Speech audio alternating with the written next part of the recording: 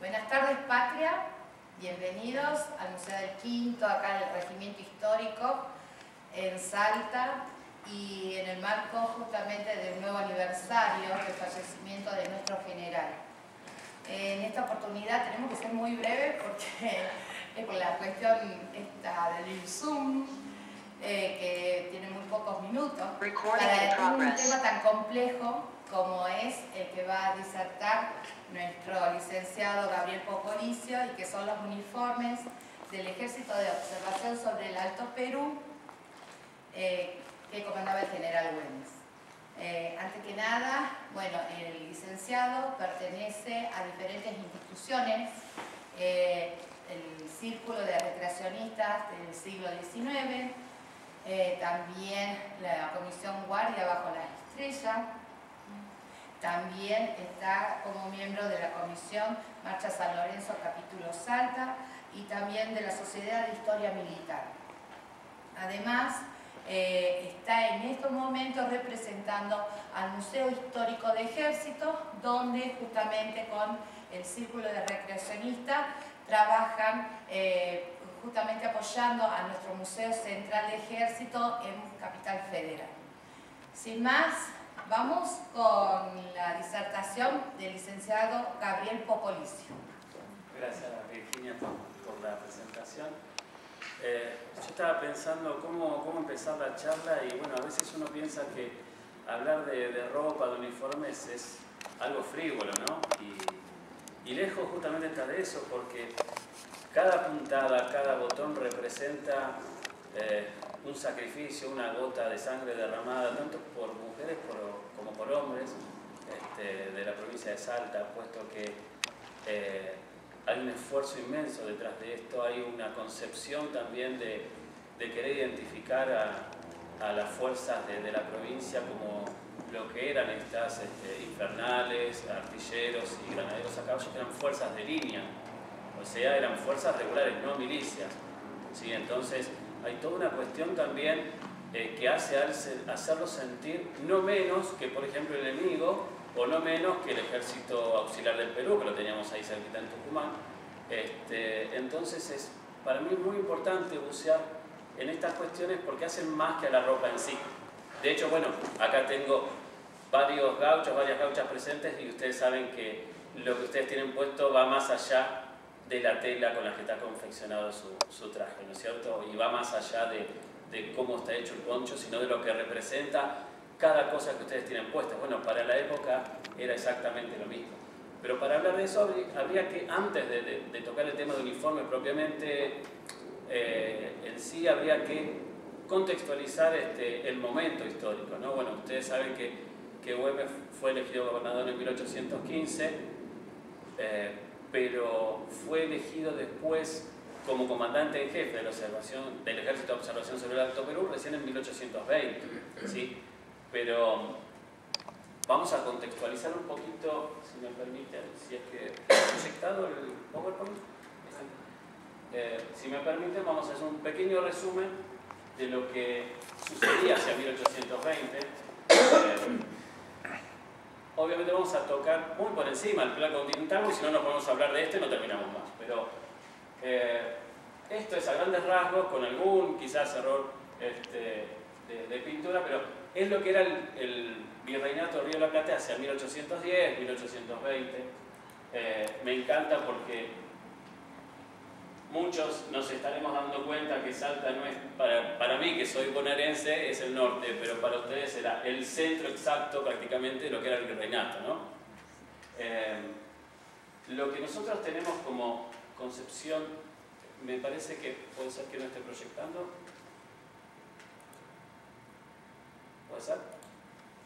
Nosotros tenemos una concepción de lo que era el plan continental de San Martín, de una forma errónea en realidad.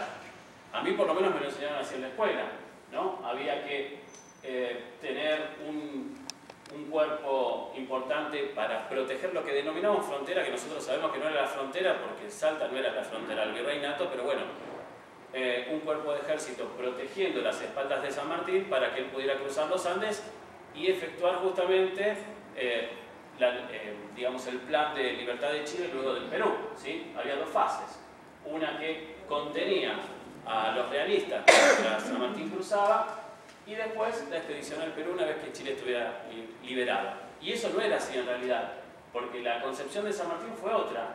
Sí, obviamente que hubiese alguien custodiando sus espaldas, pero que después pasara también a la ofensiva, no llegando prácticamente a Lima, pero sí tratando de distraer un montón de fuerzas realistas para que San Martín la tuviera más fácil, por decirlo suavemente.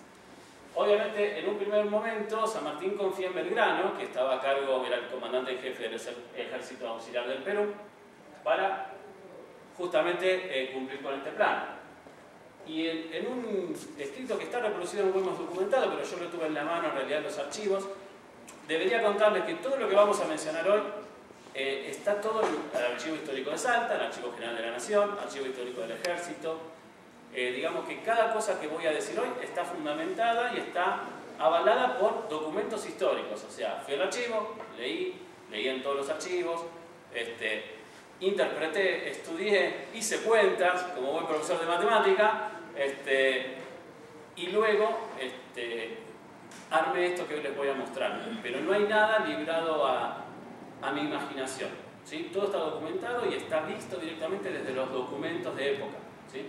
Bueno, este es un plan que preparó el subjefe del Ejército Auxiliar del Perú a pedido de Belgrano para enviarle al Porredón, que era el director en esa época, era la autoridad máxima. Para Belgrano harían falta aproximadamente 6.000 soldados y 1.000 milicianos, 1.000 gauchos que acompañaran al ejército y que hicieran que los soldados se dedicaran nada más que a combatir y ellos harían las labores propias de armar campamentos, cazar animales para comer, reparar cosas, sí, hacer de vaquianos. Pero bueno, hubo un pequeño problema, porque el 8 de enero de 1820 el Ejército Auxiliar del Perú, que había sido enviado a sofocar una revuelta, digamos, federal, deja de existir porque se amotina en Arequito. Y San Martín queda en Chile, preocupado porque los realistas pareciera que tenían el camino libre, por lo menos para llegar hasta Buenos Aires, que era lo que no se quería. Pero bueno, al desaparecer el Ejército Auxiliar del Perú, ¿a quién le toca ahora bailar con la más fea? A Güemes, que justamente tiene la enorme tarea de preparar un ejército y no solo contener las invasiones realistas, sino pasar a la ofensiva, ¿sí? San Martín lo nombra el 8 de junio de 1820, desde Chile, lo nombra como comandante en jefe del Ejército de Observación sobre el Alto Perú. Con esta inmensa tarea, primero preparar el ejército y luego pasar a la ofensiva, que no es lo mismo defender su terruño, ¿no es cierto?, como hacían las milicias gauchas y los ejércitos, los cuerpos de línea de Güemes, que pasar a la ofensiva en un territorio que probablemente fuese al menos hostil en algunos lugares, ¿no es cierto? Y para eso, Güemes, obviamente, la primera fase que tenía encargada, que era la de contener las invasiones realistas, la logra. Después tenía que pasar a la ofensiva, ahí puse reasignación porque, bueno, era lo que iba a hacer Belgrano, pero no puede llevarlo a cabo. Pero obviamente nunca Güemes puede pasar a la ofensiva porque es herido de muerte y fallece el 17 de junio de 1821 sin poder cumplir esa parte del plan justamente que él había prometido llevar a cabo. ¿Cuáles eran las fuerzas de Güemes? Todas estas. Yo las separé. Las tropas de línea, que son cuerpos militares que no son milicias, o sea, cuerpos militares fijos, y las milicias gauchas. ¿Sí? De todas estas, las que hoy vamos a tratar son estas tres. La División Infernal de Gauchos de Línea, el Escuadrón de Granaderos a Caballos de Güemes o de Salta, y la Brigada de Artillería, que no mucha gente sabe que Güemes tenía artillería, pero sí. Era pequeña, pero primero fue un piquete y después se convirtió en una brigada porque aumentaron la cantidad de cañones, ¿sí? Él contaba con movilizar 8.000 combatientes, de los cuales 4.000 se quedarían a custodiar la frontera en caso de un revés, o sea, si le iba mal, no podíamos dejar justamente a la frontera desprotegida, así que iba a pasar en realidad al ataque con 4.000 hombres, de los que la gran mayoría milicias gauchas y un pequeño porcentaje 530 según mis cuentas, eran realmente los cuerpos de línea. O sea, fíjense que la mayoría eran milicianos gauchos, ¿sí? Pero de esos soldados de línea, o sea, soldados profesionales, podríamos más o menos hacer una cuenta: 415, 420 eran infernales, unos 100, 120 granaderos y unos 40, 50 artilleros. Esa era la parte del ejército de línea. Bueno, esto es lo que nosotros charlamos. Obviamente, Güemes se enfrenta a un montón de problemas, no solo la oposición interna, ustedes ya saben, conocen la Patria Nueva, ¿no es cierto? Bueno, la hostilidad de Tucumán, la hostilidad del ejército auxiliar sobre el Perú, del Poder Central que deja enviarle refuerzos, y un montón de cosas que por ahí hoy no es el tema de conversación y que se nos haría muy largo. Bueno, obviamente la anarquía del año 20, que justamente lo agarra en pleno preparativos. Él sufre un golpe de Estado, ¿no es cierto?, que después logra revertir, pero bueno, todo eso hace que tenga que destinar un montón de recursos que estaban justamente pensados para pasar a la ofensiva, y obviamente su fallecimiento que trunca toda esperanza de llevar a cabo este plan. Pero bueno, vamos a lo nuestro, los uniformes. Para uniformar a un ejército, a un solo soldado, tengo que darle todo esto: pantalón, camisa, chaqueta y casaca, gorras. Después vamos a ver un poquito en detalle cada uno. Capotes, que son como sobre todos, poncho, frazadas, protección para el monte, ustedes saben de qué se trata, y calzado. Eso era lo mínimo que había que darle a un combatiente para que pudiese justamente luchar contra el enemigo. Algunos todavía dudan de que hubiese soldados uniformados. Esto está sacado del Archivo Histórico de Salta. Es una razón de los vestuarios que se tenían ya preparados. Fíjense que esto es 1820, era lo que se tenía preparado para pasar a la ofensiva. Y no era poco, ¿eh? Más o menos la cuenta me dio a mí más o menos, ¿se acuerdan que dije 530 aproximadamente soldados de línea? Fíjense que la cantidad de chaquetas, pantalones, camisas, más o menos da como para 500 soldados, ¿sí? Estos eran los uniformes de los soldados de línea, ¿sí? Yo voy a hablar siempre de los soldados de línea, de los regimientos, no de las milicias gauchas. Bueno, los pantalones. Acá, como bien dijo Virginia, por más que nosotros tengamos en cuenta el uniforme de los infernales de hoy en día, o las ropas que ustedes usan como gauchos, la bombacha gaucha no existía ni siquiera en la época aquí en las Provincias Unidas. Y los pantalones eran como los que tienen los maniquíes, ¿sí? De tipo andaluz, ¿sí? Lo más ajustado posible. No estoy diciendo tipo chupín, pero a ver, ustedes saben que en el monte toda cosa que anda suelta se engancha, se rompe, así que eran lo más cómodos posible, pero bueno, también se usaron calzones, algunos le dicen bridge en otro país, o sea, pantalones hasta la rodilla para que no moleste el uso de la bota, ¿no? Esas botas de caña alta. En muchos casos estaban recubiertos, digamos, en la parte interna con cordobanes para justamente evitar el desgaste del uso con la montura.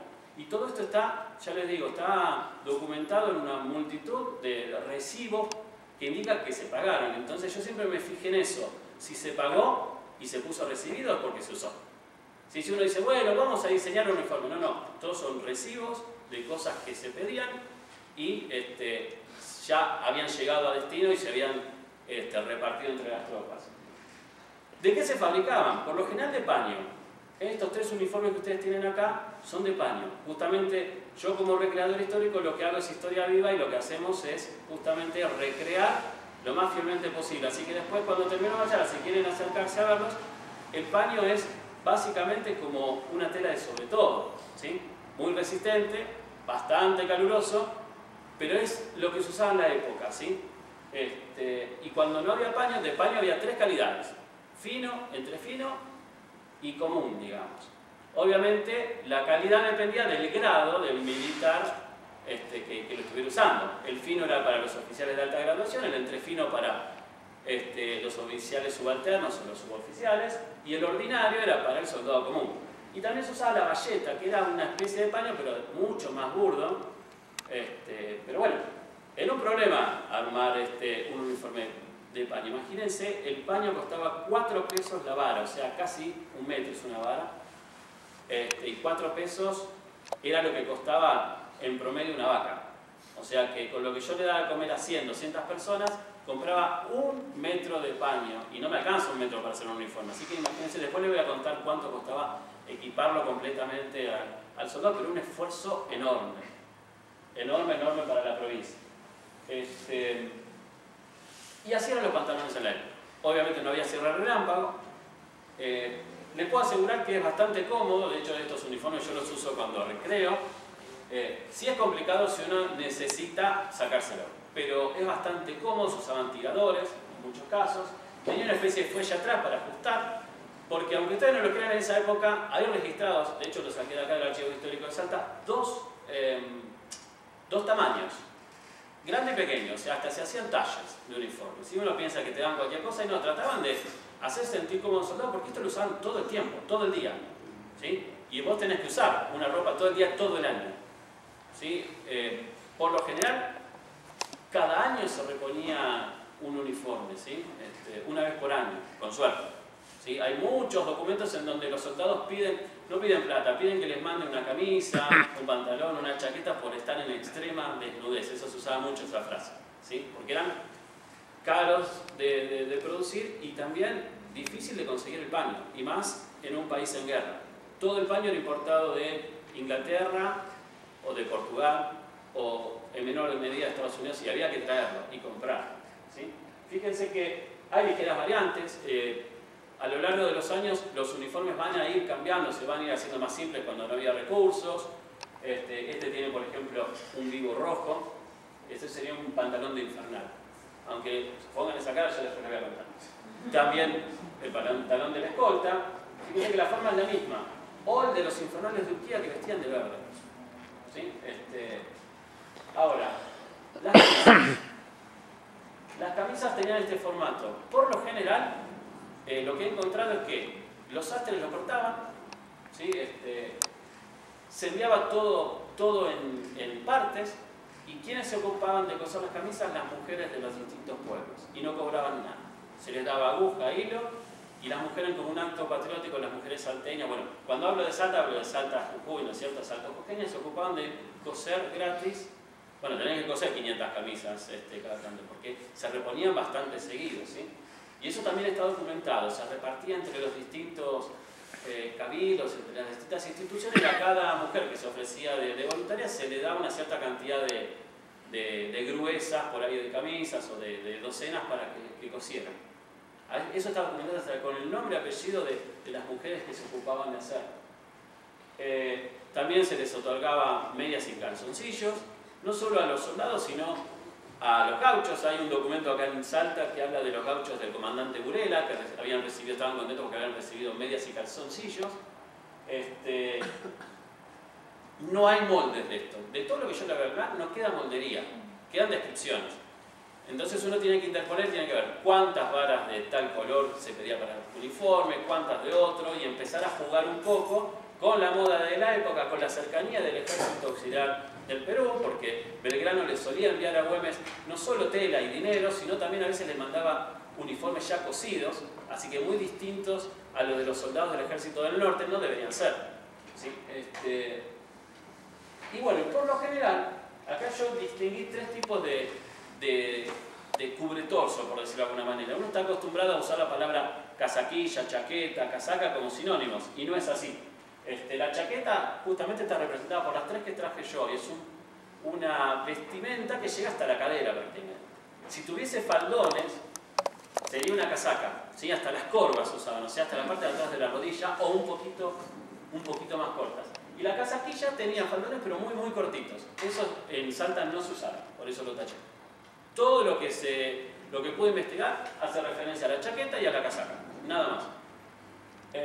Ahora bien, ¿cómo eran las chaquetas? Pues eran muy parecidas en los 3 regimientos que hoy vamos a comentar, eran muy similares.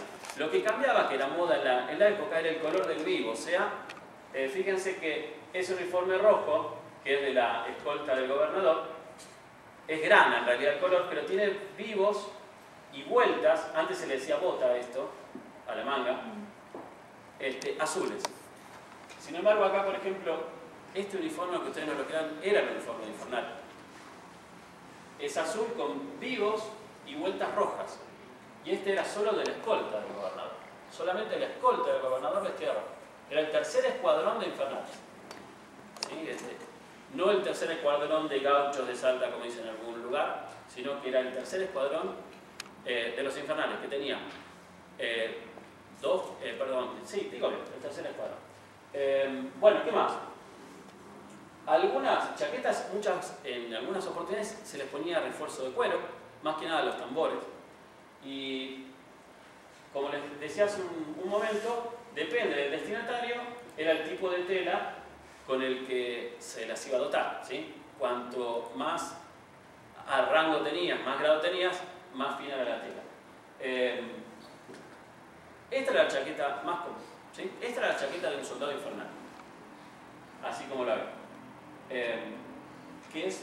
Y esta es muy parecida a la que está ahí, ¿sí? Estas son las variantes, porque a lo largo de los años fueron produciéndose algunos cambios. Esta sería, por ejemplo, una chaqueta de artillero. Fíjense que lo único que cambia es el color del vivo.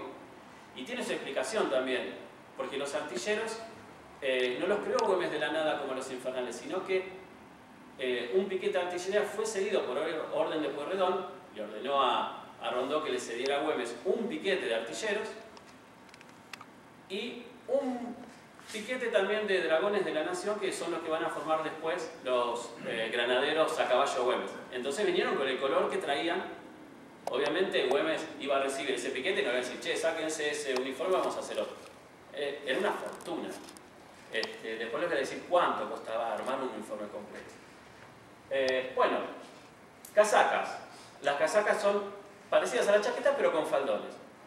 Los únicos que usaban casacas eran los tambores mayores, que son, digamos, como los jefes de la banda del momento, ¿sí? De música, por decirlo de alguna manera. Y quizás algún oficial sí se lo pagaba, pero todos los registros que yo tengo de oficiales usaban chaquetas. ¿Por qué? Primero porque acá en Salta se dio esto de que los oficiales estaban muy cercanos a los soldados, no se querían diferenciar tanto, y también porque era mucho más cómodo. Me imagino andar en el monte con unos faldones que te llegan hasta las rodillas montado, debe ser bastante incómodo andando a caballo, ¿no es cierto? Así que si algo se caracterizó al ejército de Salta es justamente por la comodidad, porque todo era funcional, ¿sí? Ustedes saben más que yo de lo que es andar por el monte, así que imagínense que todo el lujo no servía para nada. Esta es justamente mi reconstrucción de lo que era la casaca de un tambor mayor, ¿sí? Fíjense que hay una diferencia con la chaqueta, ¿sí? Un poco más lujosa y con faldones, ¿sí? Pero de lo que yo he tenido registro solamente ellos. Bueno, las caponas. ¿Qué son las caponas? Son estas cosas que ven acá. Que son como... Bueno, ¿por qué se le dicen caponas? Ustedes saben lo que es un capón, ¿no es cierto?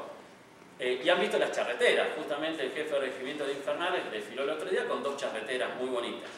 Si yo le saco los canelones, que son esos flecos, las charreteras se convierten en caponas, porque se las corté. Y no voy a ahondar en detalles porque ustedes entenderán el paralelismo, ¿no es cierto? En la época era muy común que los soldados que combatían a caballo y que podían desmontar, que se llamaban dragones, usaban caponas. Era una moda de la época. Y Güemes se preocupó para justamente ese periodo, 1819, 20, 21, que empezó a formar el ejército para operar sobre el Alto Perú, de dotar de caponas de distinto color a cada regimiento. Esto de los colores es importante porque yo, por ejemplo, estuve en una recreación que hicimos 7.000 personas, recreamos una batalla importante, la batalla de Waterloo en Europa, y no veías nada por el humo. Lo único que veías eran colores de los uniformes. Entonces, cuando vos le das a un soldado un uniforme y le das algunos elementos que se distinguen, vos sabés, mira, allá hay, mira, esos son granaderos, esos son, ¿me entienden? O sea, el color es determinante muchas veces como para distinguirlos a distancia, pero también para generar espíritu de cuerpo. Si uno le pregunta a un soldado, ¿por qué luchas? Y por ahí te dice, por el compañero de al lado. Si todavía en la guerra. Los veteranos de Malvinas suelen decir que en ese momento no pensaban más que en sus compañeros, ¿no es cierto? Bueno, esto genera espíritu de cuerpo, darle un uniforme que los distinga de los demás. No solo del enemigo, sino de otros regimientos. Las caponas eran de distinto color. por ejemplo, no todos los usaron, los artilleros no, pero los granaderos a caballo tuvieron amarillas en un momento, celestes luego, y los infernales solo rojas. Después aparece, hay una maestranza de Güemes que usaban capones negras, y aparecen algunas verdes por ahí perdiditas. Así sería, por ejemplo, un uniforme con caponas. Y vamos a la gorra de manga. Virginia hace un ratito hizo una pequeña introducción sobre las gorras de manga, que son estas tres que están aquí, o cuarteleras. Fíjense que hay una diferencia entre esta que está acá y esta. Hay una pequeña diferencia. Por ahí uno puede decir el lujo, y sí. Esta era de tropa. Este es un sargento primero en realidad, después vamos a conversarlo, pero bueno, las cuarteleras eran los gorros más económicos que se podían hacer. Uno los conoce como cuarteleras porque los ejércitos de la época, por lo general, en el cuartel usaban esto, y después cuando iban a luchar, en la época se ponían el mejor uniforme que tuvieran y se ponían el gorro como el de granadero, que en esa época se llamaba gorra de suela, ¿sí? o morrión hoy en día se le dice.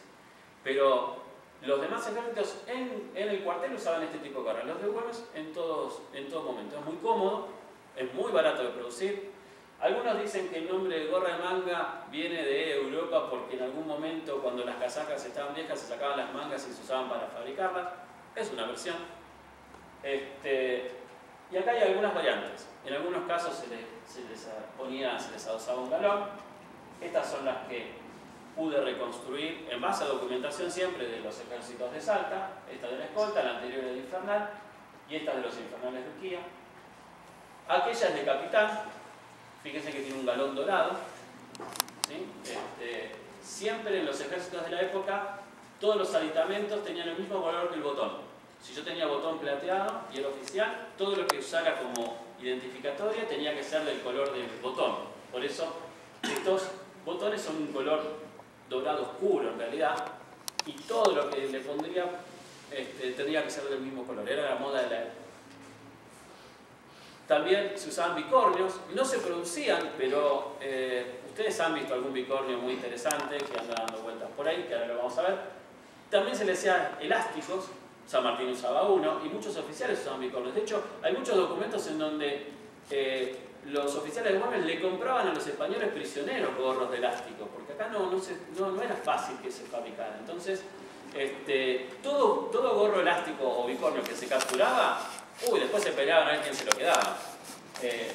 Me imagino que lo conocen. Es el bicornio de Güemes. Ya restaurado, creo que estuvo en el Museo Histórico Nacional, si no me equivoco, ya restaurado. Si no me equivoco, yo lo vi hace muchos años acá en el Museo Histórico del Cabildo, ¿no es cierto? Cabildo. Se hizo la restauración, sí. Cabildo, María Campero de la Rá fue la restauradora. Y sí, pertenece al patrimonio del Museo Histórico Nacional de Buenos Aires. Y bueno, ahora vamos a conversar de... Yo acá traje, bueno, de la foto soy yo. Estoy como soldado del regimiento del batallón, número 1 Cazadora de los Andes. Es interesante que su comandante, no sé si lo ubican a Rudecindo Alvarado, hoy está con Güemes en el Panteón de las Glorias del Norte porque era salteño. Y les traje esto para analizar. En esa época estos gorros se los llamaba gorras de suela. Y hay una diferencia entre los dos. Este tiene un pompón, este un penacho. El penacho era eso, una especie de cono de lana. Tenía la escarapela. Las carrilleras, que son una protección, en muchos casos de metal, pero cuando no había plata o para los soldados muchas veces se los hacía de cuero. Y los menciono porque después aparecen en documentos acá de Salta. El chapón, que en muchos casos identificaba al número de regimiento. Las galápagos, que se usaban para proteger muchas veces la oreja de los disparos. Y la visera. ¿Por qué traigo esto? Porque revisando muchos documentos he descubierto que los infernales y las demás tropas de Güemes de línea llegaron a usar estos tipos de gorros. ¿Sí? Aunque nunca los hemos visto, acá les dibujé, estos son dibujos míos de distintas variantes de lo que podrían haber usado los oficiales de infernales, de artilleros y de granaderos a caballo. Hay muchos documentos en donde se menciona la fábrica de gorras. Ya ahí partimos de que las gorras de manga las hacían los sastres, porque eran de tela. fábrica de gorras no haría gorras de manga porque las hacían otras personas. En muchos casos las cosían las mujeres. Y salían, nada, 3 reales, que no era mucha plata de la época. Las gorras de suela aparecen, cuando hablan de gorras nada más, aparece un número más abultado, o sea que se pagaba mucha plata. Y hay muchos documentos en donde se pide latón para las viseras de los oficiales, que serían estos, para las carrilleras, y penachos de lana blanco para los infernales, para los gorros de los infernales. O sea que ahí yo ya me quedo tranquilo que lo que le estoy contando es cierto. En algún momento, justamente en este momento, cuando Güemes quiere pasar a la ofensiva, se les da gorras de suela a los soldados, que tendrían estos, que eran más simples. Siempre había una diferencia bastante importante entre oficial y soldado subalterno. Estas son todas las... Yo no sé exactamente cuál usaron, porque no queda registro exacto de cuál era la combinación. Pero sí, por ejemplo, hay un pedido de seda para los cordones de las gorras de los oficiales. Sí usaban esos cordones, por ejemplo. ¿Qué más? Los abrigos. Bueno, uno está acostumbrado a pensar en el poncho, ¿no? Obviamente, pero no solo eso. Se usaron muchos capotes y muchas veces entregados por Belgrano, ¿sí? Yo he visto ahí en el Archivo General de la Nación una caja así, llena de documentos, en donde se indica qué vestuario se le da a cada soldado por nombre y apellido. Y en todos los casos se le da capote. ¿Sí? Y hay órdenes por 1000, 2000 capotes. Y en muchos casos también ponchos. Pero esta prenda se usó un montón. Y hoy se perdió eso. Mucha gente no lo tiene. Y era bastante cómodo. De hecho, yo lo he usado. Y bueno, eso se usaba como manta. Unía 2 capotes y por ahí te hacías una pequeña carpita. Como almohada. Tenía un montón de usos. Y no solo eso, bueno, el poncho, seguramente ustedes saben más que yo del poncho. Obviamente el poncho que ustedes tienen puesto hoy no existía en la época. Ni siquiera la tela con la que se hacían los ponchos de la tropa de Güemes se hacían de bayeta o bayetón, que es bastante parecido al paño, bastante abrigado, pero ni siquiera era del tamaño del poncho de hoy. Medían 125 centímetros, 120 centímetros, eran más cortos. Y uno lo entiende, porque más largo complica más a la hora de montar, a la hora de moverse por el monte. Y Güemes en un primer momento trató de dotar a cada regimiento de un color distinto. Por ejemplo, los infernales, que tengo acá, usarían un poncho azul. La escolta un poncho rojo, la artillería poncho amarillo y los granaderos a caballo de Güemes poncho celeste. Eso después se descontrola porque era tan la escasez que les puedo asegurar que hay un montón de documentos en donde se reciben ponchos rosa. Y uno dice, poncho rosa para un gaucho, sí, poncho rosa, verde, negro, color ante, que es un, bueno, ustedes deben saber más o menos, es un color cremita, una cosa así. La escolta de Güemes usó bastante tiempo ponchos color ante. A ver, se tomaba lo que había. ¿Sí? Se recibían, por ejemplo, donados de Córdoba en muchas ocasiones, o de San Luis. Se compraban a los comerciantes, se les requisaba, como, ¿sí? se les otorgaba un vale de, bueno, en algún momento te voy a pagar, o sea, a veces cuando había plata se les pagaba. Belgrano mandaba también un montón, así que todo ese esfuerzo que hubo en un primer momento para estandarizar y que cada regimiento tuviese su color, después la verdad que se hace mucho más complicado de sostener. Muchas veces ni siquiera había hilo para coserlos, y ni hablar de botones, por ejemplo, eso es un capítulo aparte. El calzado, y acá entramos en debate. Me costó mucho encontrar justamente el tema del calzado. Para que tengan una idea, si una vaca costaba 4 pesos, un par de zapatos costaba 9. Así que imagínense que era una fortuna. Hoy uno por ahí tiene 10 pares de zapatos, bueno, ojalá tuviera 10 pares de zapatos, pero bueno, en la época al soldado se le daba un par y le tenía que durar. Podría ser zapatos, de hecho se usaron zapatos rusos o a la rusa, que eran zapatos que no tenían izquierdo y derecho y que se complementaban con una protección para el pie. De hecho, los granaderos a caballo de San Martín también usaron zapatos a la rusa, que era un zapato con una protección que a lo lejos parecía una bota. Era mucho más barato de fabricar que las botas y cumplía más o menos la misma función. Virginia me puede acompañar en esto.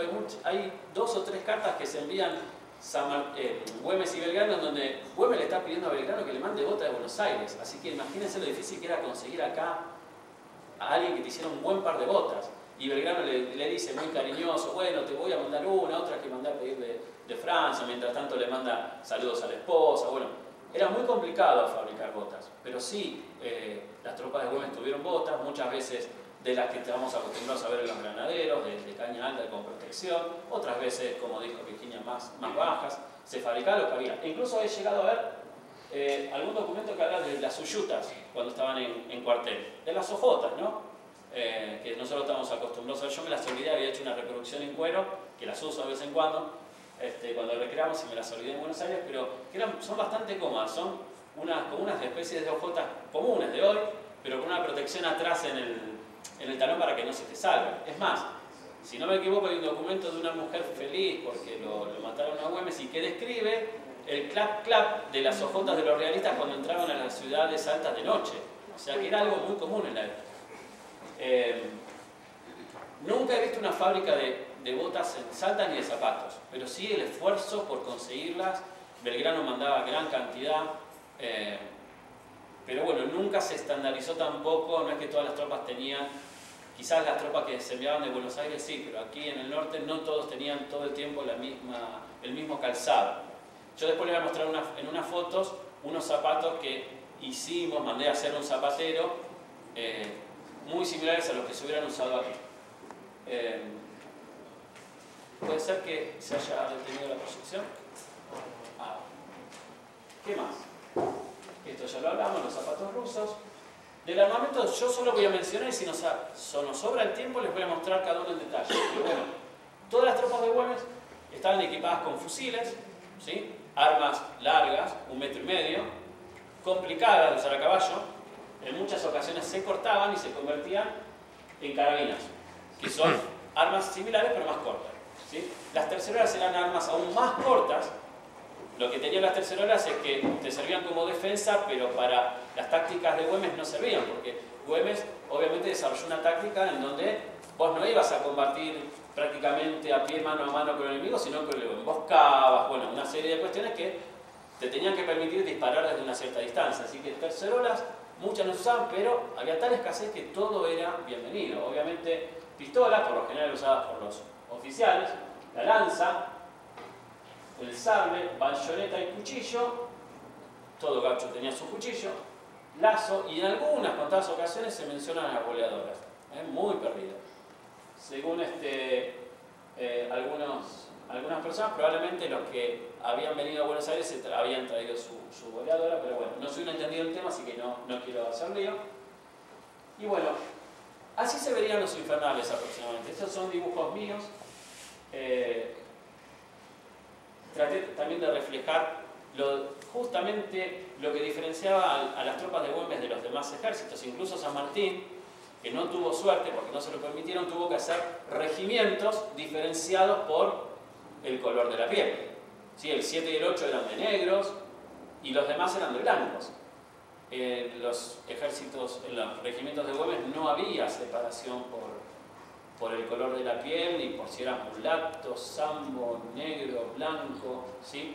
Incluso está documentado que hubo varios oficiales que no eran blancos, lo cual no ocurría. Incluso en los dos batallones de San Martín, los oficiales eran blancos, ¿sí? Y vamos a hablar un poquito de los infernales, propiamente dicho. Este es no saben la emoción que tuve cuando agarré este papel, que es el documento que le envía Güemes al Poder Central, informándole que quiere crear, que ya está creada en realidad, pero pidiéndole permiso para crear la División Infernal de Gauchos de Línea. Y fíjense que le dice algo interesante, que dice que también quiere que se desempeñen como infantería. Dice, para el papel que puedan ser ocupados, dice, así a pie como a caballo. Y justamente aquí dice cuál es la denominación, ¿sí? Y no solo eso, también les dice que están entrenados tanto con el uso de fusil como bayoneta, dice. Su disciplina es regular en una y otra forma. Tanto dice que la considero suficiente para el desempeño en servicio en campaña y en guarnición, diría acá. O sea, cuando él crea los infernales, los crea como dragones. Los dragones eran unos soldados especiales que se movilizaban a caballo o a mula en este caso, muchas veces, pero podían descender y combatir a pie porque estaban entrenados también para combatir como soldados de a pie. No como el ejército español, que se formaban en una fila y atacaban, porque Güemes sabía que sus soldados no eran competencia en una batalla campal contra el ejército español. Pero sí estaban entrenados como infantería. De hecho, he visto oficios en donde Güemes le cuenta a Belgrano, para que transmita después al Poder Central, que sus soldados han terminado un combate derrotando a los españoles a bayoneta. O sea, se bajaron del caballo con fusiles y a bayoneta. O sea que estaban entrenados y de hecho en un momento, hacia 1817, más o menos mayo, junio, se quedaron sin caballos y empieza a mandarse cartas con Belgrano y Belgrano dice, mira, o los disolvés a los infernales o pensás en hacer otra cosa. Dice, ¿por qué no los convertís en cazadores? Los cazadores eran soldados que combatían a pie, por parejas, tratando de molestar, emboscar al otro, ¿sí? a un regimiento enemigo, pero combatían de a pie. De hecho, los infernales durante un cierto tiempo combatieron como soldados de infantería porque no tenían caballos. ¿Sí? Y eso está documentado también. Bueno, acá está la respuesta del Poder Central, que dice que no le permite crear a los infernales. Bueno, la historia dice lo contrario, no le dio gorilla y los creó igual. Me parece una desobediencia genial. ¿Cómo se vestían? Bueno, este es un infernal. Lo siento, pero es así. El infernal se vestía con uniforme azul, vueltas rojas, vivos rojos, y así como lo ven. En este caso yo le puse las caponas y lamentablemente no pude traer armamento de época porque en el avión no me lo iban a dejar, o si hacía todo el permiso quizás no llegaran, ese es mi temor, es muy difícil de reponer. Así que bueno, hoy los traje vestidos pero no armados, ¿sí? Solamente el escolta con un sable que me prestaron aquí, porque ese es otro problema, no entra en las valijas comunes el armamento, así que se complica. Pero bueno, fíjense que aquí les cuento básicamente todo lo que estamos charlando. En algunos casos esto se hizo más simple, por ejemplo, el cuello o las mangas se hicieron azules. ¿Por qué? Porque no había tela roja, o porque era más fácil de producir, o porque quizás Belgrano mandaba una chaqueta que ya tenía armado para su regimiento, azul con vivos rojos, que era muy común en la época. Incluso un regimiento de San Martín tenía exactamente la misma chaqueta. Y bueno, ellos llevaron ponchos azules, capotes en algunos casos, cuando hubo, y los oficiales por lo general usaron bicornes, si es que podían, aderezaban mejor sus uniformes, le ponían alguna gala más como para diferenciarse, pero básicamente este es el uniforme de infernal. Cuando uno habla de infernal, habla de esto. Cuando uno habla de infernal de la escolta del gobernador, habla de esto. Fíjense la diferencia. Y no es, a ver, si lo pensamos no es tan loco, porque uno dice, la escolta del gobernador tiene que sobresalir, ¿sí? Y bueno, ¿qué mejor para sobresalir que rojo? ¿Y qué mejor para el monte que un color oscuro? Porque el rojo, por más que te escondas atrás de un árbol, y sobresale bastante. Entonces, no es tan loco pensar que un soldado usará de Güemes, o sea, este color de uniforme. Que además era el color de moda de la época y era el paño que se vendía en mayor cantidad, era el más fácil de conseguir. ¿Qué más? Bueno, hacia el final de la existencia los infernales dejan de existir el día que muere Güemes, ¿sí? Unos días más, unos días menos, pero ustedes saben que después de que él muere hay un montón de cuestiones, asumen la gobernación personas que no eran muy afectadas a Güemes, así que dejan de existir todos los registros de Güemes. En muchos casos la gorra de manga se transforma, como yo les había contado, en gorra de suela, o sea, en morrión, como el de granaderos. Se simplifica un poco el uniforme, porque había que producir en masa. Y les traje, bueno, y les cuento un poco de los grados militares, porque algunos sostienen que los infernales no llevaban ninguna identificación. Yo he leído documentos aquí en Salta, en el archivo histórico, en donde se compra cinta divisa cinta hilera para la divisa de los sargentos. Este que tienen acá, que es el mismo que tienen allá, es el grado de sargento primero de la época. Los grados, hay alguna diferencia, porque en 1813 las Provincias Unidas se separan porque hasta 1813 los uniformes españoles y de las Provincias Unidas eran prácticamente iguales. Hasta incluso durante mucho tiempo se usó, hasta que Belgrano creó la bandera, se usó la misma bandera y la misma carapela. Pero bueno, la identificación identificación de los distintos grados era la misma, pero en 1813 se cambia la identificación de los oficiales y en el 17 de los suboficiales. Se la hace más simple, para que sea más barata y para que sea más fácil de identificar. Y ahí les muestro mi reconstrucción. El de tropa no tendría nada, un soldado raso. Los cabos tenían solo una tira acá en el costado. De hecho, los cabos infernales del uniforme histórico suelen usar esto. Ayer me acompañó un trompa, estuvimos con un trompa en el Chamical y tenía estas dos tiras. Esto sería de cabo primero, sargento primero, y de los oficiales, bueno, estos serían los infernales de Urquía, que es la misma, pero bueno, con otro color, pero se lo traje para mostrarles. Y los oficiales usarían, perdón que me fui, esta graduación, fíjense, vale, tienen que, ahí está. Los cadetes, una cinta, el alférez o subteniente, una sola identificación aquí, los tenientes 2, el capitán llevaría 3, el sargento mayor, que es el grado que le sigue, 3 aquí y charreteras, y el teniente coronel solo charreteras, pero hay una diferencia. Estas son todas doradas y estas tenían la pala, que es esto, plateada.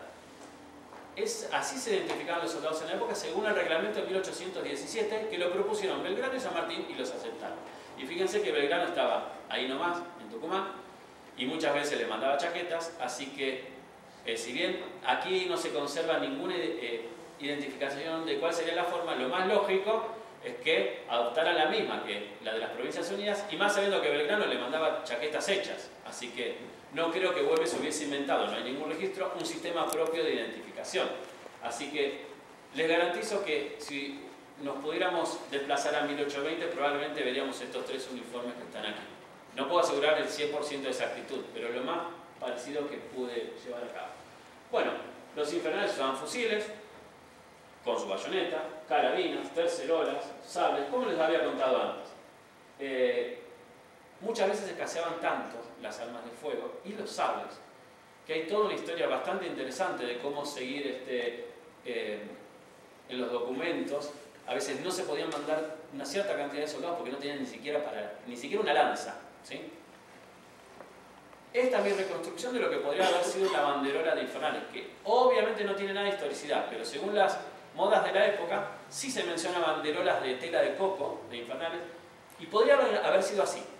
No se lo puedo asegurar, esto sí no se lo puedo asegurar, pero según lo que investigué en los regimientos cercanos y en la moda de época, podrían haber ido así al combate de los infernales en las puntas de la lanza, ¿sí? Pero ya les digo, no se lo puedo asegurar. Muy bien, corredor de blanco. Bien, fíjense, acá tengo varios infernales que están vestidos y uniformados y equipados como dragones, es decir, combatiendo a caballo pero pudiendo descender. Fíjense que acá tienen 2 corriajes, ¿lo ven? Uno es este que está acá, que tiene una cartuchera chiquita que se llama canana, que es donde se llevaban las balas, los cartuchos. Del otro se colgaba una carabina. Después les voy a mostrar, aquí está, ¿ven? Se colgaba con un mosquetón, cosa de que vos pudieras disparar y si tenías que salir galopando, lo dejabas caer total, te quedaba colgando y salías. El mayor peligro de un jinete es que se te caiga el arma. Si tenés que bajar del caballo a buscar tu arma, estás perdido. Así que todo estaba lo más enganchado posible. Ahí con algunas variantes, sin caponas, con caponas. Acá hay un sargento primero, por ejemplo. Bueno, ahí están identificados los grados. Alguna variante más. Fíjense que estos son oficiales. Los oficiales no usaban armas de fuego salvo pistolas. Están todos equipados con un sable. Fíjense que hay una diferencia. Este es un coronel, ya tiene un sable más lujoso, tiene más lujos en todo. Sin embargo, es bastante, no es un lujo asiático, pero bueno, había una pequeña diferencia. Los infernales de Urquía, que estos los dibujamos. Estos dibujos son de un gran amigo que es experto en uniforme que se llama Don Diego Argañarás. Me ayudó con los dibujos. Estos son infernales de Urquía, pero fíjense que están equipados con un fusil largo y sin sable. Están preparados como para combatir a pie, ¿sí? Tanto para defender los cuarteles como por si se los necesitaba o por si la caballada estaba destruida y no los podían usar. Aquí tengo infernales de Urquía, pero armados ya como para ir al combate a caballo, con sable. Aquí es el único modelo que conseguí, discúlpenme, que soy yo. Aquí tenemos un infernal preparado, todo este equipamiento es reproducción de época. Esta es una carabina francesa que se usaron aquí en Salta. Obviamente no es de esa época, pero es una reproducción exacta y son funcionales. Si quiero puedo ir al polígono y tirar. Con pólvora negra, que es la pólvora que usaba en la época, y con las balas esféricas de plomo. Esta es la canana en donde se guardaban las municiones. Fíjense que es cómodo porque yo estoy a caballo, hago así, saco una bala y puedo cargar. Que no es tan fácil. Cargar un fusil de esto lleva 11 pasos y 3 más para disparar.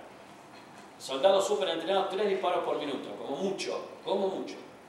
Fíjense que tengo acá un sable de latón, que este es un préstamo del Museo del Ejército, este es un sable de latón de la época. O sea que tranquilamente un infernal lo podría haber usado. Es de 1815 aproximadamente. Fíjense, bueno, aquí tengo una botella que se podría haber usado tranquilamente aquí, para el agua.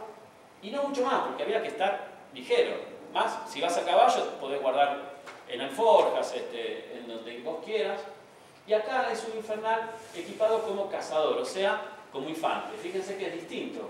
Tengo una bolsa de pan o bolsa panera, donde puedo guardar un montón de cosas. Una cartuchera que se llama belt box, o sea, cartuchera cinturón, digamos, que va al cinturón, que era bastante cómoda también si ibas a pie. Y fíjense la altura de este fusil en relación a este, ¿no?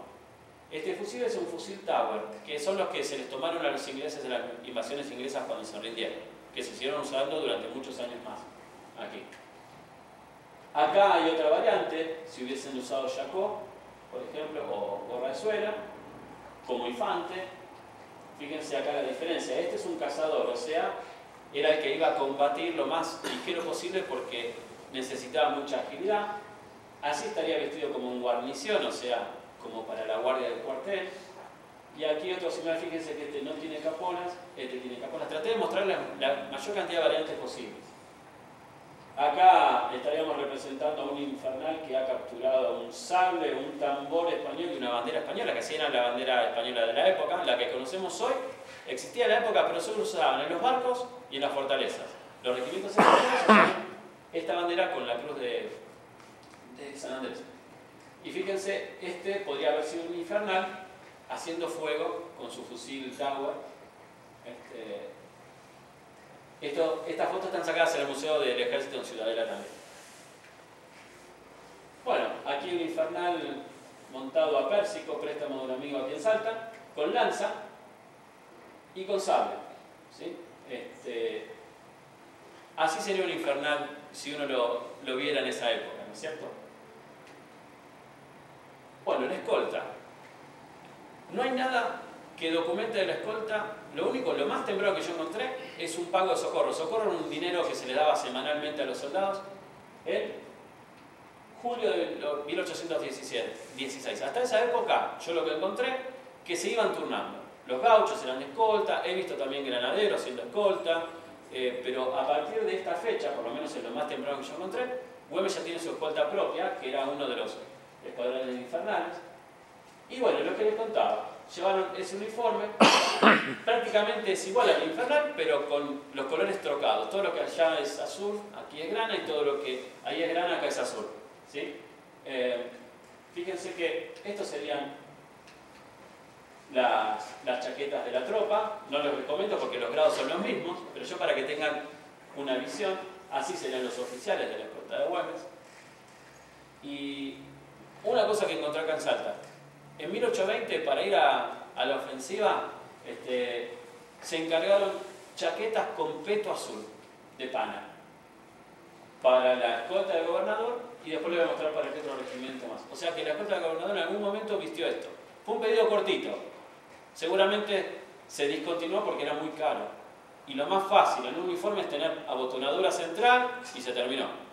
Menos botones, los botones eran carísimos. Menos botones, menos tela y más práctico, porque vos te desabrochás acá. Eso era muy complicado. De hecho, yo tengo un uniforme parecido a ese. Es muy complicado tener que desabrochar todo para sacártelo. Y además los botones en el campo de batalla se pierden. Cada vez que hacemos una recreación, nosotros hacemos recreaciones usando cañones, fusiles, usamos pólvora, y cada vez que hacemos una recreación, alguno pierde un botón o se le cae algo. Así que imagínense estar todo el tiempo en el campo de batalla, ¿sí? La escolta era la mejor equipada de todas. Tenían todo esto que ustedes ven acá, tenían. Cuando se podía. Muchas veces había falta, más que nada de sables. Y era una complicación no tener sable, porque si bueno, se le da una lanza, total la lanza es barata, pero la lanza tiene un problema. ¿Qué pasa cuando vos lanzás a alguien? Muchas veces la lanza se quiebra. Y si vos vas armado solo de lanza, quedaste desarmado. Entonces, hay un intercambio epistolar entre Belgrano y Güemes, donde Belgrano le dice, che, mirá, más o menos, ¿no? No estás para verse. Si podés, no los mandes solo de lanza, sino, fíjate que tengan un armamento, un sable, algo más, porque en el caso que pierdan la lanza, perdiste, ¿no? Así que Güemes se preocupó por tratar de conseguir sables de donde pudiera. De hecho, el marqués de Xavi había empezado a producir sables, Belgrano le demandaba sables, el Poder Central también le mandaba sables, pero en algunos momentos le mandaron sables de abordaje. Los sables de abordaje son los que usaban los marinos y son así de chiquitos. Imagínense un jinete con un sable así cortito. No le servía para nada. No podés sablear a un tipo que está, un infante que está en el piso. No llegaba ni a pegarle con eso. Y esta sería la escolta del gobernador con todos los uniformes que pudo reconstruir. Fíjense que este es bastante extraño, pero se solía usar y mucho, que era uniforme negro. Aquí tenemos un uniforme de capitán de la escolta del gobernador. Fíjense que, ¿cómo me di cuenta que capitán? Por las 3 franjas que tiene en la manga. No sé si lo llegan a apreciar allí. Y fíjense que él además tiene un galón dorado en la cuartelera y unas hojas de roble que le decoran el cuello. ¿Sí? Eso era muy común en la época, que los oficiales se pagaran de su bolsillo todo lo que quisieran agregar, porque los bordados, hoy en día, si querés mandar a bordar algo, son 50.000 pesos por un bordadito así. En la época también eran extra caros. ¿Sí? Así que el que podía se lo costeaba y el que no, no. Fíjense, acá estoy reproduciendo las distintas variables de lo que podría ser la escolta del gobernador. ¿Sí? Si tenía que operar como infantería, como dragón, o sea, como soldado que puede bajar del caballo y seguir combatiendo. Esta lanza también me inició del ejército, así que es lo más cercano posible a lo que llegaron los salvos infernales. Con una banderola que para mí iba bordada porque era la época, era la costumbre de la época, pero bueno, es la que había. Aquí ya con Jacón. Y aquí de nuevo montando a Pérsico, que gracias a Dios me dejó montar y yo no soy un eximio jinete, pero no me tiró. Y acá de nuevo haciendo fuego para que vean cómo el pequeño humo que se produce una vez que el disparo ya salió, genera una nube interesante. Imagínense 100 de ellos. No saben, era una nube inmensa que incluso ha generado dichos. ¿Algunas han escuchado el dicho "se le fue al humo"? Sí. Bueno, un soldado tiraba y tardaba no menos de 30, 20, 30 segundos en recargar. El enemigo, que podría ser la indiada o un soldado enemigo, ¿qué hacía? Y se iba al humo. ¿Por qué? Porque sabía que el que había disparado estaba descargado.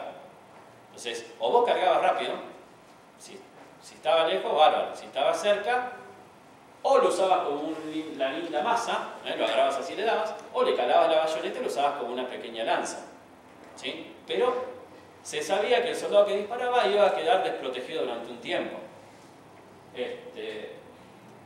Acá traté de mostrarles, no conseguí, perdón, otro modelo no he conseguido, así que tuve que hacerme toda la Photoshop, pero bueno, son 3 variantes de lo que sería un soldado de escolta. Fíjense, acá está armado con sable de latón, con pistola. Esta es una pistola de caballería inglesa, que se usaron aquí porque quedaron varias en las...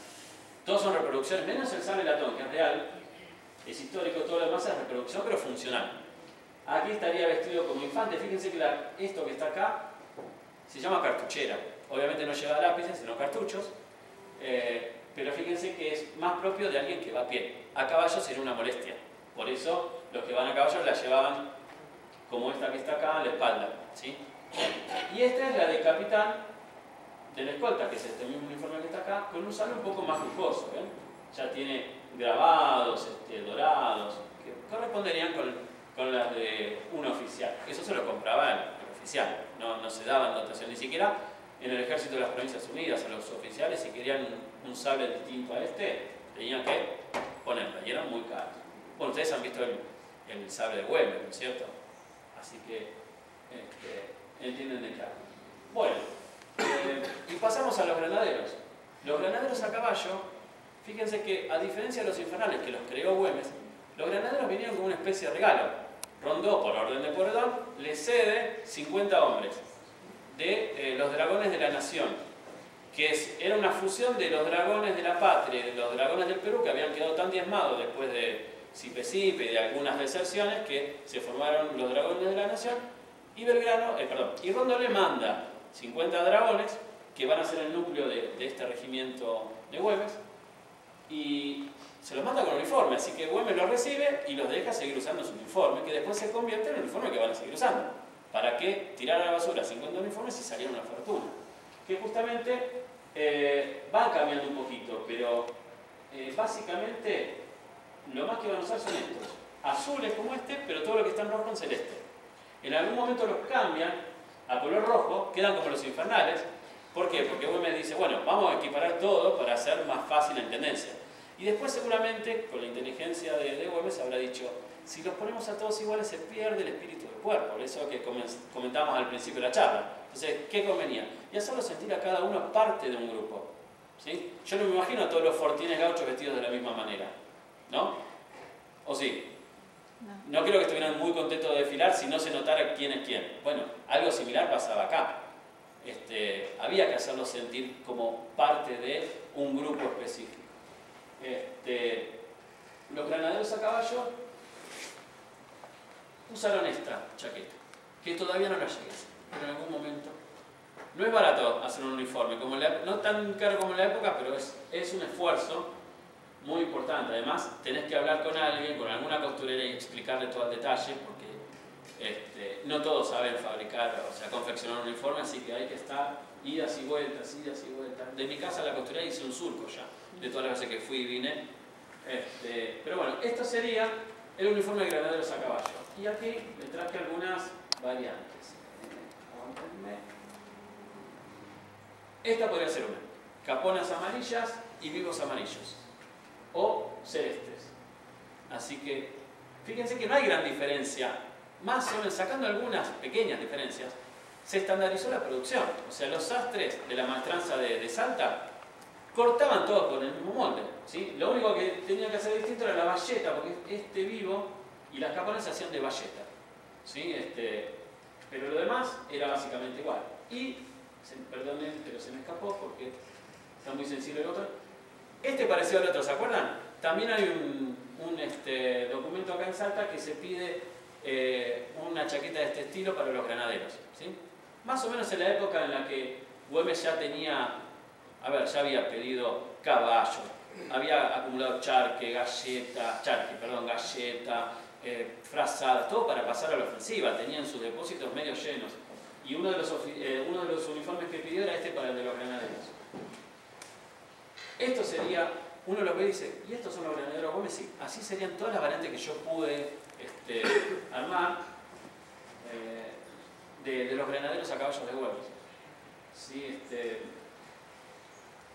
Y me queda la brigada de artillería, que uno piensa, bueno, me quedaría también agradecer a Dora Pérez, que es mi vestuarista, que es la que me hace todos los uniformes y me aguanta con todos los pedidos, porque uno lo quiere hacer bien. Y cuando hay algo que por ahí no coincide, no es exactamente lo que uno investigó, y yo le pido por ahí, tiene que descoser y volver a coser, y bueno, se acordarán de mí en 5 idiomas de vez en cuando, pero bueno, si uno quiere hacerlo como corresponde, no puede dejarlos a medio hacer.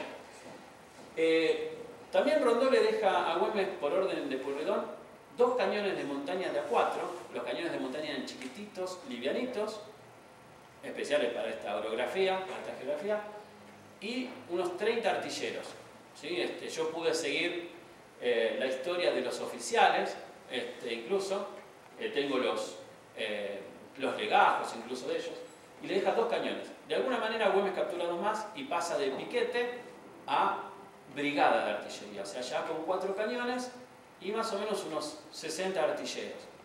No encontré todavía ningún documento que me diga que se usaron, pero sí él le manda, por ejemplo, a Belgrano un documento donde dice: marcho al combate con todos mis infernales, la artillería, e incluso Belgrano le da consejos, porque Güemes no tenía experiencia en artillería, él toda su vida militar lo hizo a caballo. Entonces él le dice: bueno, mira, te conviene, una vez que ves que está el grueso de la infantería, que le tires cañonazo, y una vez que se desorganizan los atacantes, de que se formen en cuadro, que era la táctica que usaban todos los ejércitos de la época cuando te atacaba la caballería, vos eras soldado de a pie, formabas un cuadrado y ponías la bayoneta y parecía un puercoespín. Esa era la defensa, que era bastante inexpugnable. Bueno, él decía: romper esa defensa con la artillería y después lo atacabas a caballo. No tengo, la verdad, sí hay muchos documentos en donde Güemes manda a comprar tarros de metralla, no sé si saben lo que son unos tachos, los fabrica incluso en la maestranza, y le ponen clavos, pedazos de metal que habían sobrado, porque eso cuando se dispara con el cañonazo es como una escopeta. Y de eso se fabricaron un montón. Entonces uno tiene que suponer, si se fabricaron un montón en poco tiempo, a ver, no iba a fabricar, con la escasez de dinero que había en la provincia de Salta, no iba a fabricar 200, 300, 400 tarros de metralla para tenerlos de regalo. Muchas veces usaban también los cañones en Salta para las festividades, pero ahí le ponían solo pólvora, no le vas a poner una vara de cañón y tirarle a la gente después de un TD, ¿no es cierto? Entonces, eso indica de que en algún momento se usaron para el combate. Todavía no pude encontrar, dije todavía, ya, bueno, Virginia sabe, ir a un archivo y estar 10 horas ahí parado sacándole foto a 5.000 documentos y después sentarte a leer, con la escritura de la época, que es un lío. Y más en mi caso, que yo no aprendí a leer, tuve que ser autodidacta, lo cual me llevó mucho tiempo, es difícil. Así que en algún momento volveré y les contaré cómo combatió la artillería. Pero bueno, básicamente el uniforme de artillería era muy parecido al de los demás. ¿Sí? Vivos amarillos, y este es el uniforme de artillería. Fíjense que no hay una gran diferencia, solamente en los colores. Y los músicos. No mucha gente sabe que la Fuerza de Güemes tenía un montón de músicos. No solo había una orquesta con viola, fagot, violín, guitarra, clarinete, que se usaba no para ir al combate, sino para eventos o para festividades, sino que también tenía tambores, que esos iban al combate, clarines, pitos o pífanos, que eran unas especies de flautas que se tocaban así de costado, que eran de madera. Pero el gran problema que tuvo siempre Güemes fue conseguir instrumentos. Hay cartas en donde él dice a Pueyrredón: che, por favor, mandame instrumentos que no tengo. Y Güemes sabía algo de música, incluso cuando fue a Buenos Aires, antes de las invasiones inglesas, él fue acompañando a unos músicos que los llevaba a aprender para volver a Salta luego y que se convirtieran en multiplicadores justamente de la enseñanza de la música. Porque en esa época los soldados, los tambores no aprendían leyendo partituras, aprendían practicando y a los golpes, ¿no? Los uniformes en la época se usaba que los músicos de un regimiento usaran su uniforme, digamos el uniforme del regimiento, pero con los colores cambiados. Entonces los infernales tenían su uniforme, los músicos usaban ese color de uniforme, parecido al de la escolta. Pero la escolta también tenía músicos, pero Güemes pensó en dotarle a todos los regimientos de los músicos con el mismo uniforme. ¿Por qué? Y porque no había tantos músicos, porque no había tantos instrumentos. Entonces, ¿qué hacía? Y podías ir intercambiando. Hay muchos documentos donde se muestra cómo Güemes mandaba a fabricar tambores, se le pagaba un carpintero por fabricarlo, por pintarlo. Hay compras de cuero de cabra, más o menos cada cabra daba para un tambor, porque había que hacerle las dos tapas. Eso está todo documentado, incluso saqué cuánto costaba. Se trenzaban con cuerdas de algodón, todo eso está en los archivos y hay que saber leerlo y hacer cuentas. Yo acá traje algunas reconstrucciones. Bueno, antes de las reconstrucciones, fíjense, los infernales tenían 8 tambores, 2 por compañía, había 2 escuadrones de infernales y cada escuadrón tenía 2 compañías, 2 pífanos, uno en la primera compañía de cada escuadrón y un trompa. Muy difícil de conseguir los clarines o trompas, muy difícil de conseguir las trompetas. En la plana mayor había un tambor mayor, que era como el jefe de la banda, por decirlo de alguna manera, y el pífano mayor, que era el que le seguía. Los granaderos tenían 2 tambores también. Es raro, porque una unidad de caballería no suele tener tambores, pero está documentado. Y tenía un clarín. Y la artillería también tenía un tambor y un pito. Recuerden que en la época los instrumentos no solo se usaban para música, sino básicamente para transmitir las órdenes. ¿Sí? Así que un toque de clarín determinado, un toque de tambor determinado significaba avanza, retroceder, a formar, un montón de cosas, ¿no es cierto? Que hoy en día ya agarras una radio y listo, pero en la época, en el medio de un combate, con cientos de personas disparando, la única manera de escucharse era, o de escuchar las órdenes, muchas veces era la música. Y esperen que este es un tambor de mi grupo de recreación. Esto sería básicamente, y los colores son los que se usaban en la época, básicamente este sería un tambor de un músico de Infernales. ¿Sí? Era como el color de moda, azul y rojo, que coinciden con el color de Infernales, pero la verdad que se usaron en todos los ejércitos patrios. Y esta sería mi reconstrucción de lo que podría haber sido un músico de Infernales. Esos chevrones en forma de V se usaban en todos los ejércitos de la época para identificar a los músicos. ¿Sí? En muchos casos se colgaban de como pequeños borlas de lana de cada uno de esos chevrones, pero bueno, no hay detalle de eso y yo le quise agregar cosas que no encontré, ¿no? Fíjense que hay como distintas, yo lo puse de lo más emperifollado a lo más simple, de acuerdo al año y a los recursos que se dispusieron. En algunos casos se le ponía piel.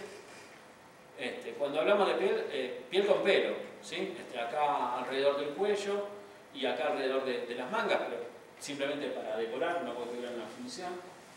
Estos serían los músicos de los Infernales de Uquía. Fíjense que las vueltas son verdes en vez de azules. Y este es otro tambor que se usaba en la época, ¿sí? Con los colores patrios. Esto también podría haber sido un tambor de Infernal. Y el tambor mayor, con algunas variantes también. Esa cinta en realidad es una condecoración por la batalla de Humahuaca, que está documentado que fue una cinta azul celeste con la palabra Humahuaca bordada. Así que este señor hubiese estado, no tengo registro, pero bueno, podría haberlo portado tranquilamente. Su bastón con algunas variantes, y algunas variantes muchas veces usaban cananas para llevar cosas ahí porque no iba armado, o simplemente un sable o nada. Y todo en base a documentación, ¿sí?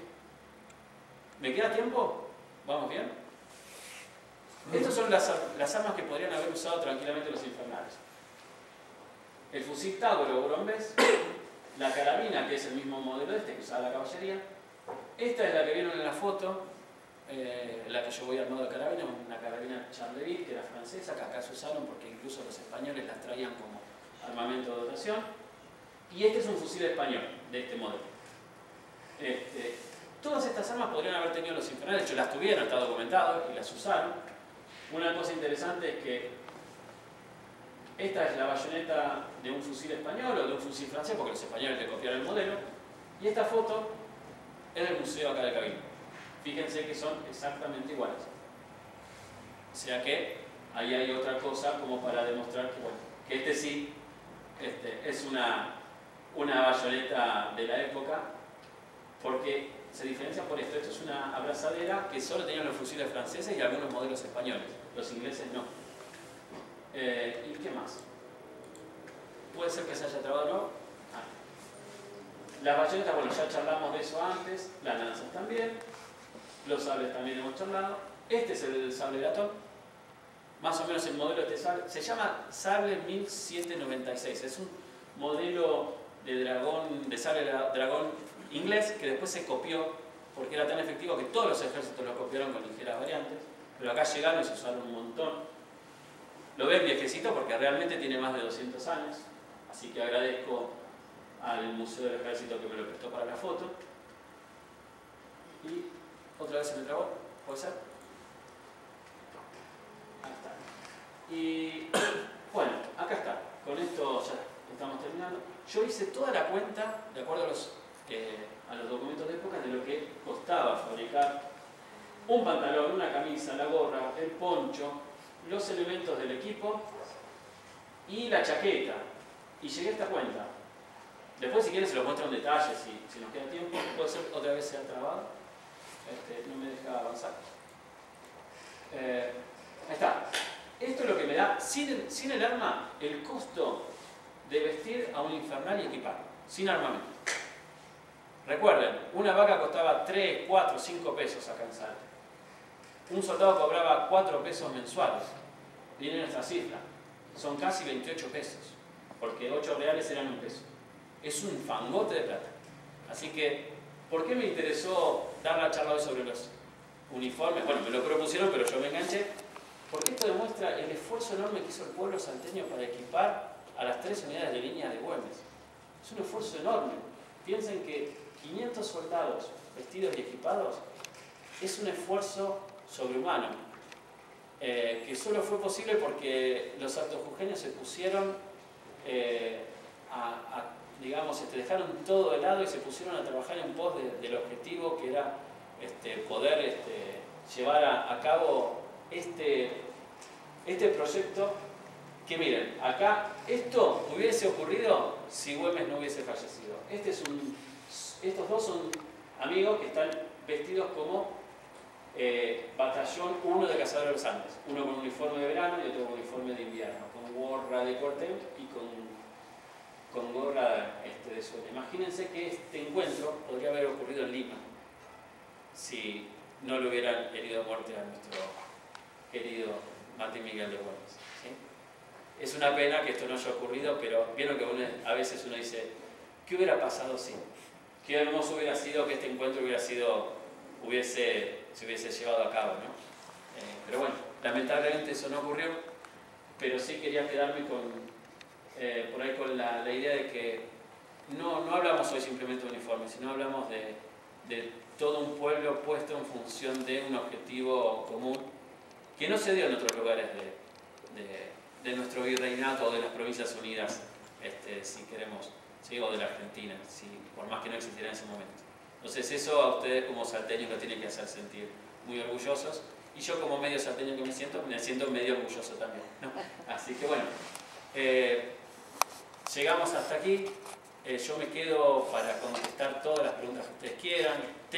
Si quieren, tengo otro PowerPoint donde tengo todos los documentos que avalan todo esto que he dicho, por si alguno tiene alguna duda y me dice, yo esto no te quiero. Bueno, espera que te lo muestro, ¿sí? Pero si ponía todo eso, nos íbamos a quedar hasta las 10 de la noche. Así que bueno, espero que haya sido menos, que no los haya aburrido. También es raro tener la concepción de un infernal como quizás, y que yo tenga con eso. Pero bueno, la historia es la que es y no la que nosotros querramos acomodar a nuestra conveniencia, ¿no? Y eso es lo que hoy vine a contarles. Así que bueno, les agradezco un montón su presencia. La verdad que me siento honrado de estar acá en el regimiento quinto de Caballería de Exploración. Y bueno, y de poder venir a contarles cosas que yo sé a los salteños, que para mí eso es un súper honor. Así que bueno, les agradezco un montón y muchas gracias por estar acá.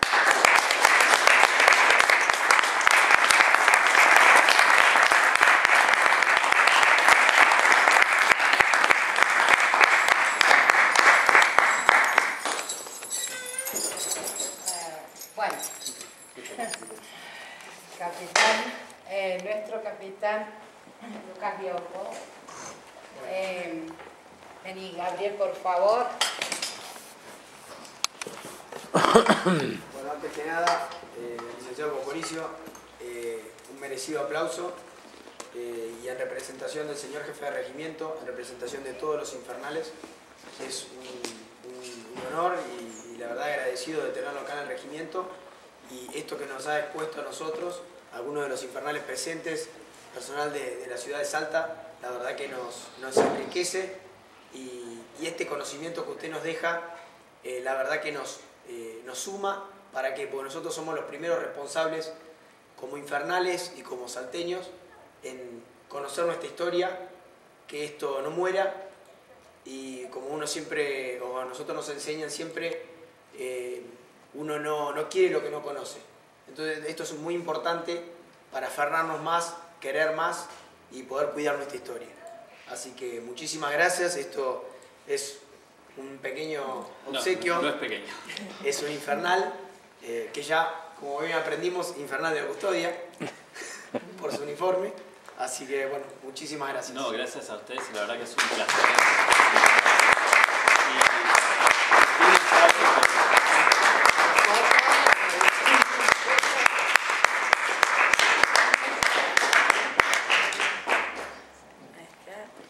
Y bueno, Benita. Y una cuestión más, gracias a Vicky, por supuesto, a Virginia, que gracias a ella pudimos tener esta excelente exposición y charla. Ascenso para Vicky. Ante todo, como decía el general Güemes, en su código de honor, nada hace nada, algo mejor dicho, perdón, sin el apoyo de otros.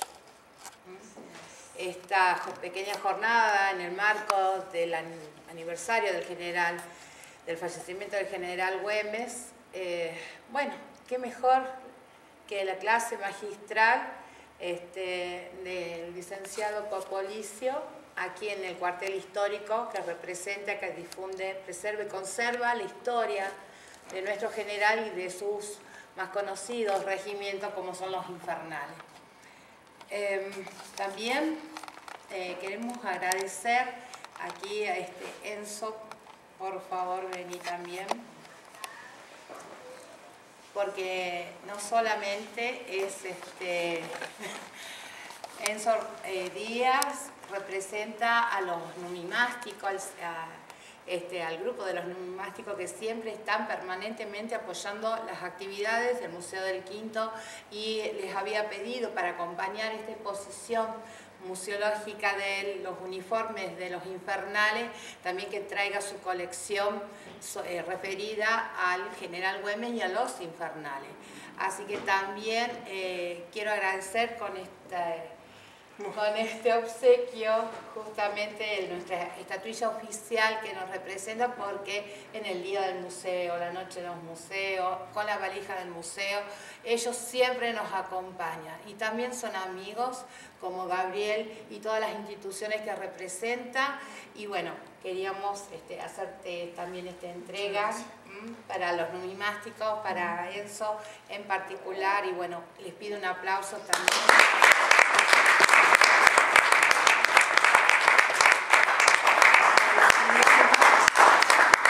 Y bueno, también saludos desde ya a nuestro museo modelo, que es el Museo Histórico del Ejército, que está en Ciudadela, en Buenos Aires, y que también le vamos a remitir la misma estatuilla oficial, y junto con el apoyo del Ministerio de Cultura y Turismo también queremos hacerte entrega a vos y para el coronel Gómez, coronel que me está viendo, le entregamos para que también tengan un recuerdo permanente de nuestra provincia. ¿O no, salteños? Así es. Así es, como debe ser.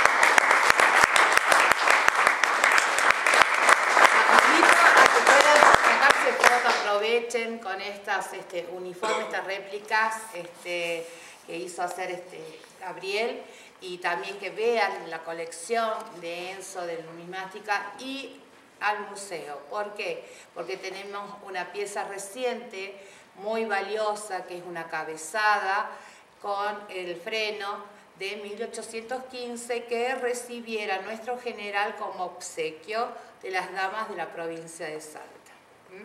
Así que bueno, muchas gracias a todos los que nos siguen, a Remudef, sobre todo a todos los museos de la red de la defensa, y a todos los amigos y a mucha gente, muchos historiadores que me estuvieron whatsappeando. Muchísimas gracias por el acompañamiento, el apoyo, y aprovechen a Gabriel, al Círculo de Recreacionistas, al Instituto Militar, que para eso estamos, para difundir la historia militar, para que sea una historia nacional completa. Muchas gracias.